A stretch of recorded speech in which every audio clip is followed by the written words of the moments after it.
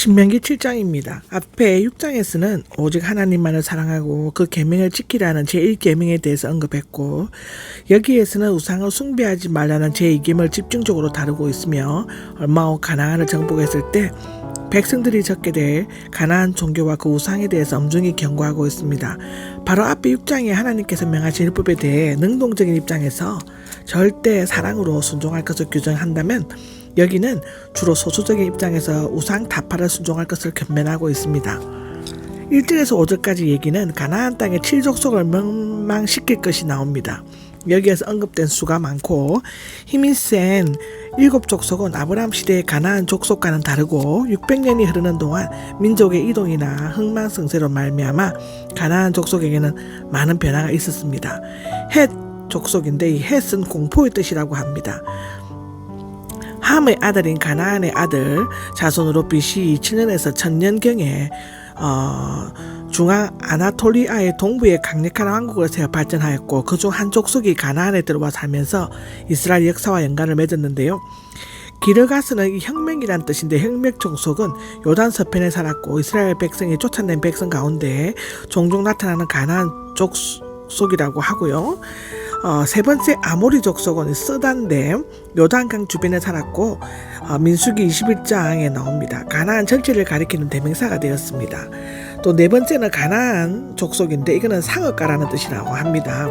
함의 자손 창세기 9장에 나오는 것은 지중해 해안선과 요단강 저지대에 살던 악한 민족으로서 가나안 땅을 대표하는 큰 이름이었다고 하고요.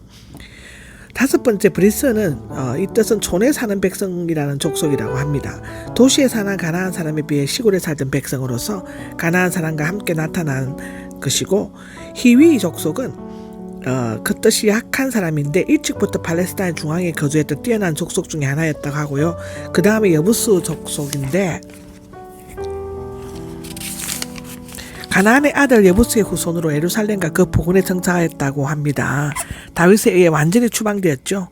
이들 가나안 7족속은 정탐꾼을 보고와 같이 이스라엘보다 조직화되고 강력한 민족들이었으며 그들에 비하면 이스라엘은 한남 메뚜기에 지나지 않았다고 기록되어져 있습니다. 그들을 반드시 멸망시키라 라고 2절에 나오죠. 그들의 수가 많고 힘이 센 민족이었지만 하나님께서는 이스라엘을 손에 붙여 그들을 멸망시키게 해주실 것입니다.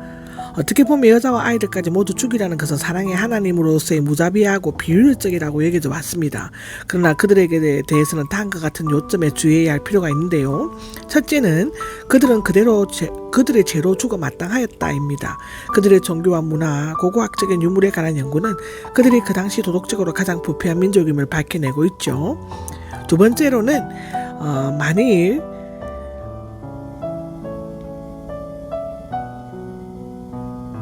그들이 니느웨의 백성처럼 회개했다면 하나님께서는 그들을 살려주셨을 것입니다. 세 번째는 가나안 족속은 도덕적 제약으로 가득 찼으며 그들 중 아이 하나라도 살려준다면 우상 숭배와 부도덕에 빠지게 될 위험성이 있었다고 합니다. 네 번째로는 이스라엘 백성에게는 위협적인 경고가 될 수 있었습니다. 가나안 족속이 우상 숭배와 부도덕으로 멸망을 당했다면 이스라엘도 똑같은 죄를 지었을 때 똑같이 멸망을 당하게 될 것이죠. 그들의 딸을 며느리로 삼지 말라인데요. 여기에 결혼은 단순히 결혼이 아니라 정략적인 결혼이라고 할 수 있죠. 이러한 믿음 없는 가나안 족속과의 결혼은 사악한 이방 문화, 특히 우상 숭배의 누룩처럼 쉽게 전염되어 이스라엘 백성의 믿음에 치명적인 결과를 초래하게 할 수 있었다고 합니다. 그들은 모세를 따르지 못하게 하고 하여 그들의 신을 섬기게 함으로써 여호와의 분노를 타오르게 하여 멸시하도록 만들 것이고, 물론 성경에는 이방인과 결혼한 예를 종종 소개되어 있지만 예를 들면 유다나 요셉이나 모세나 보아스 등이 있는데요. 그것이 이방인과의 결혼을 정당화될 수 있는 이유는 되진 않는 것입니다. 성경에서 이방인과의 결혼을 금하는 것은 이방인이라는 이유 때문이 아니죠.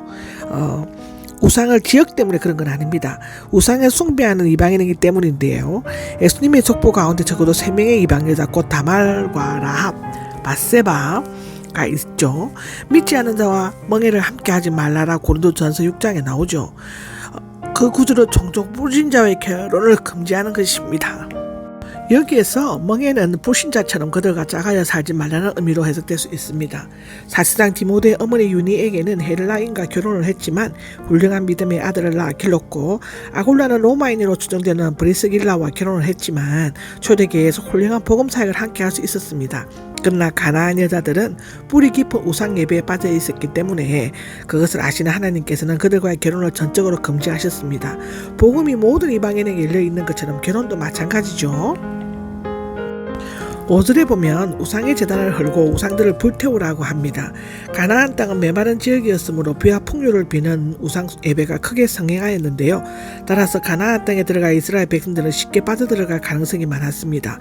여기에 아세라는 다산이나 대지의 여신으로 바알, 즉 아마도 돌기둥 우상으로 어미 또는 아내로 숭배되었다고 합니다. 그러므로 돌로 된 단이나 우상들을 깨뜨리고 나무로 된 목상이나 조각상은 불에 태워 없어짐으로써 우상 숭배의 터전과 뿌리까지 다 없애야만 한다고 합니다. 가나안 땅의 7족속을 멸망시켜야 할 이유가 나오죠. 이스라엘은 하나님께 거룩한 백성이기 때문이라는 것입니다. 이 거룩한은 구별되는 것을 의미합니다.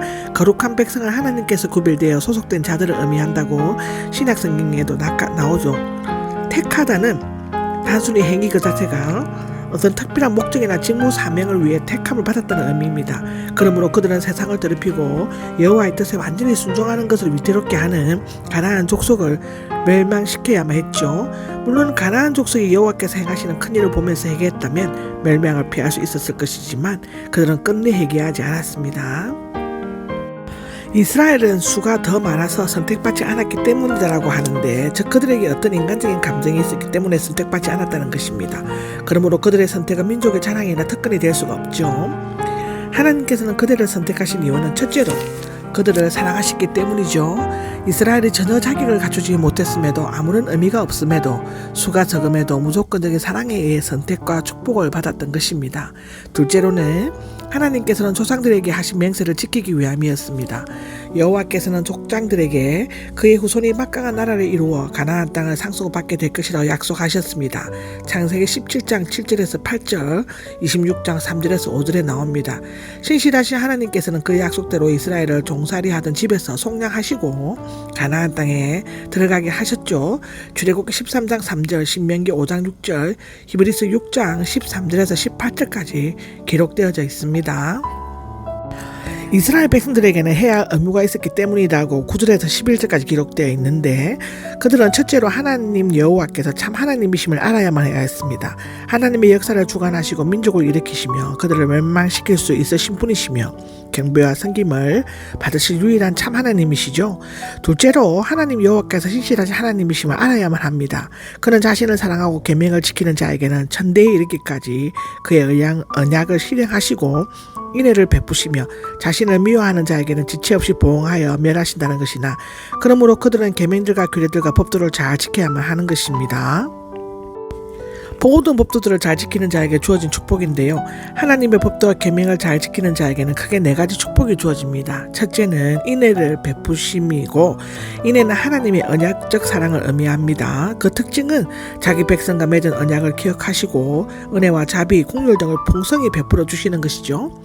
두 번째는 크게 번성하심이고, 세 번째는 다산의 축복을 주십니다. 네 번째는 건강의 축복을 주심이라고 15절에 나오죠. 하나님께서는 각종 질병으로부터 보호해 주시고 지켜주시는 것을 의미하는데요.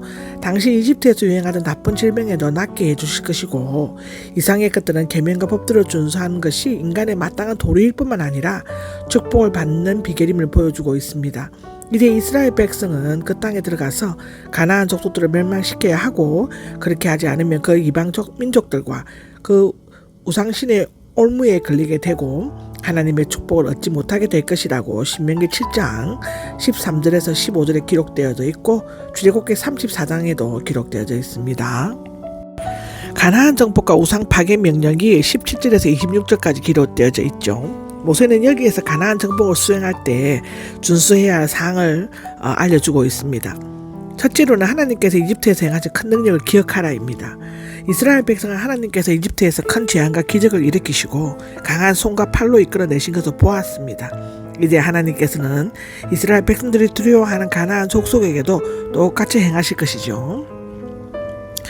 두 번째로는 이스라엘 백성들은 반드시 승리할 것이라고 20절에서 24절에 기록하고 있습니다. 사실상 이스라엘 백성은 군사적 훈련이나 막강한 조직을 갖추지 못했을 뿐만 아니라 변변한 무기도 없었고 40년의 광야 생활에 지쳐 있었죠. 그러나 하나님께서 함께 하시면 가나안 족속들은 말벌에게 공격당해 도망할 것이며 그들에게 넉넉히 승리를 거두어 주실 것이라고 기록되어져 있습니다.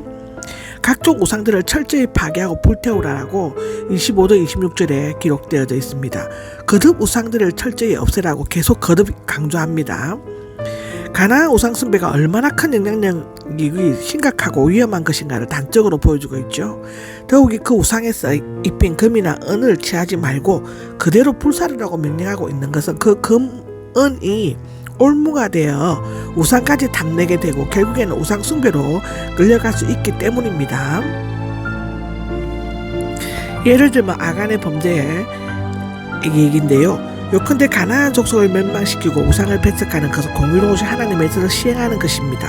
동시에 이스라엘의 거룩함을 보호하는 가장 좋은 방법이죠. 그럼에도 불구하고 이방 여자들과 함께 우상들과까지 들어오게 했던 솔로몬의 행위는 남북 왕국으로 갈라지게 하는 결정적인 요인이 되었습니다. 그 후 계속된 우상 숭배는 북이스라엘이 멸망하고 남유다는 포로로 끌려가는 근본적인 기후가 되었습니다. 그만큼 우상 숭배는 무서운 것입니다. 그리고 계속 강조하고 있습니다. 우상을 불태워라, 파괴하라. 그런데 듣지 않죠.